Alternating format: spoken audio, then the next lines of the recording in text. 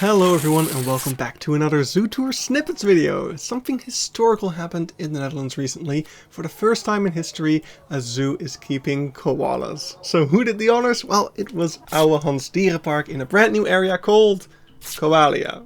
It's a similar naming convention as the giant panda area, Pandasia.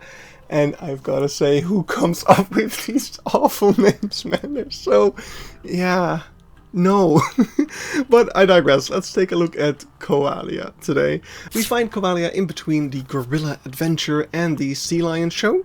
You can tell it's a brand new area on the map because it's in a completely different style compared to everything else. Anyway, it's this somewhat circular shaped building that you can go all the way around, although there's also an intended entrance and exit to the whole ordeal. The entrance is this beautiful, I guess, gate over here where the name of the area is proudly displayed on this themed sign, which does look really cool, with the main building being in the back. Also, right away, we get to see our first outdoor koala exhibit over here. There are no koalas outside just yet. They need some more time to settle in, but in the future you can expect to see the koalas outside on days where the temperature is at least above 20 degrees Celsius, so probably throughout late spring and most of the summer. When viewing the outdoor enclosure, you can also take a small peek inside through the windows, and you might be able to see a koala sitting there if you're lucky, but you'll see them a lot better from the inside. As we move along, we walk past this fire danger rating sign, and at first I thought this was just some poorly translated thing that the zoo made up, but as it turns out, the Australian fire danger rating system is a real thing that was created to assure the use of consistent colours, signs and terminology across Australia when communicating about the threat of bushfires. And that's exactly what this little area over here focuses on: bushfires. These are of course a huge threat to the koalas, so it makes sense to focus on them over here. This little hut has some more education about the fires, not just focusing on Australia but also worldwide, how fires can be actually beneficial to the ecosystem, but that more and more of these fires are being caused by humans, which definitely has negative effects. The hut is really nicely themed with a whole bunch of props. You can see some boomerangs in there, Australian flag, really cool stuff, and it also hides some kind of device in the back, which I guess is some kind of climate control for the larger building. I'm not quite sure, but it's nicely tucked away in here and is completely non-obtrusive. As we move on from the little hut, we get to see some burnt down logs over here, which are a really striking sight and definitely drive home that message about the bushfires and really complete the story in some way. I'm a really big fan of these. From there on, it's just a short walk to the actual entrance of the building, and the entrance over here is surrounded by this stunning rockwork, and it leads you through this tunnel where the rockwork continues and is also painted over with these amazing murals. They look super awesome. After the tunnel, the room opens up and you're welcomed by a warm tropical climate, and that's because the center chamber is going to be home to some butterflies in the future. As I'm recording the video, they were still kind of stabilizing the temperature and the humidity of the room. You can also see around the room there's various misters still kind of adding humidity into the air. I'm not sure if those are a permanent thing or not. But yeah, layout wise, the room is rather simple. It's a circular room somewhat, with the garden in the middle. And you can kind of divide the room into 8 distinct sides. The entrance and exit are 2 of the sides. There's these 2 large educational signs on either side of the room as well. And then in between the entrances, exits, and education signs, there's these 4 glass viewing areas of the different enclosures. 3 of these enclosures are currently occupied by koalas. The zoo received 2 males and 1 female from the San Diego Zoo in the United States, and they're currently all sitting in their own little enclosure.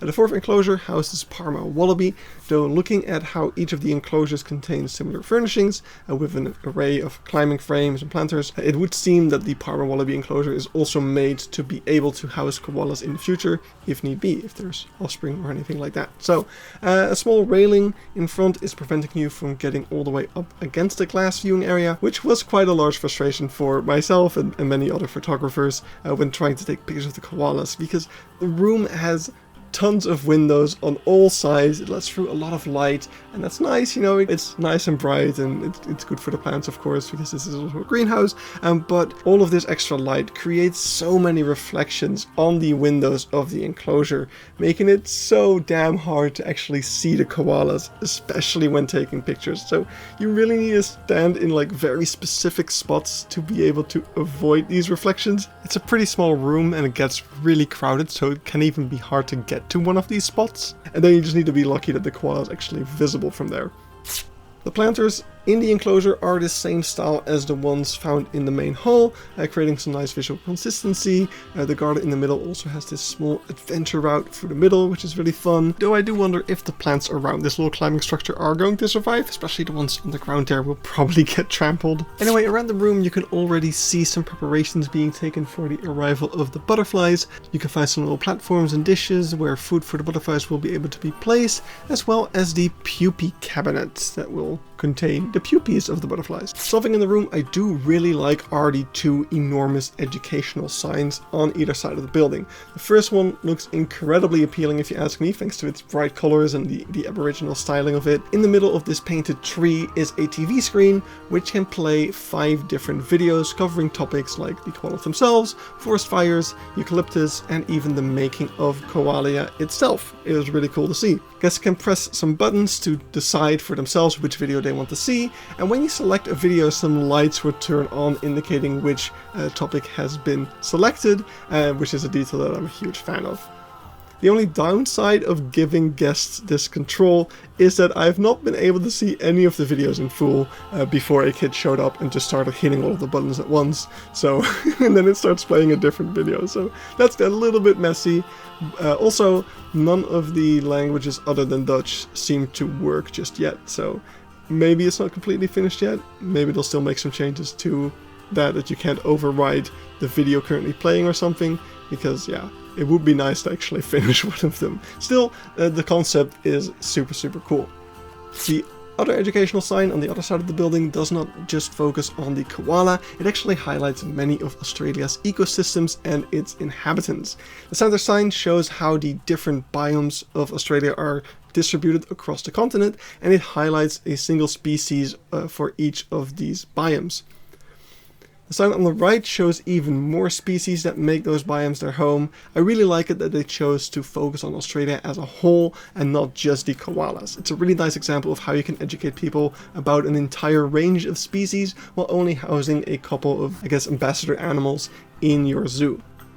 The left sign is a little bit more of a generic sign about butterflies, which is kind of the standard must-have sign for a butterfly garden.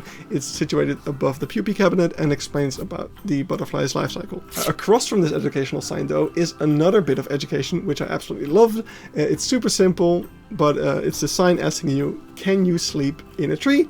And then there's this branch over here that you could try to sit in, and it's so cute. I absolutely love it. I saw many kids trying to climb into it, and it was just super fun. I absolutely love that. And yeah, I think that about sums up the main indoor area. So as we move through the exit, we do have a couple more windows into one of the koala exhibits. Because these windows are in a slightly darker tunnel, you're much less bothered by the reflections here. So if the koala can be viewed from this spot, this is probably your best bet at taking some nice pictures. And again, the rock work in this tunnel is just absolutely incredible. As you leave the building, you are directed back to the main route of the zoo, but we're going to ignore that and we're going to turn around to see the back side of the building and the rest of the outdoor enclosures. The first of which is this outdoor enclosure for the Parma wallaby, which is, how do I say this? Not great. It's just so bland. Surely some of the foliage still has to grow in, but even then it's just a very uninspired exhibit if you ask me. Just a simple fence and then some logs and some slight hills and some plants in there. And the buildings in the back, they just painted some stripes on this concrete, but it's still just a block of concrete. It's absolutely an eyesore. I really don't like it. And this is honestly a bad thing all around Koalia, because this is on each of the 4 corners of the buildings. You've got these concrete blocks that just stand out so much, but it's even worse in this wallaby exhibit. Like here it's just right there, and there's nothing really distracting you from it, I guess. Then we also have another outdoor koala habitat on this side, which is very similar to the first one. And since we're already complaining, yeah, I'm not really sure about these ones either. Like, the plain brown background, the fact that the enclosure is just like sandwiched between the wings of the building, it just doesn't feel all that great, if you ask me. The building is placed like this centerpiece to everything, but honestly the building doesn't look all that great. It's a bit of an eyesore.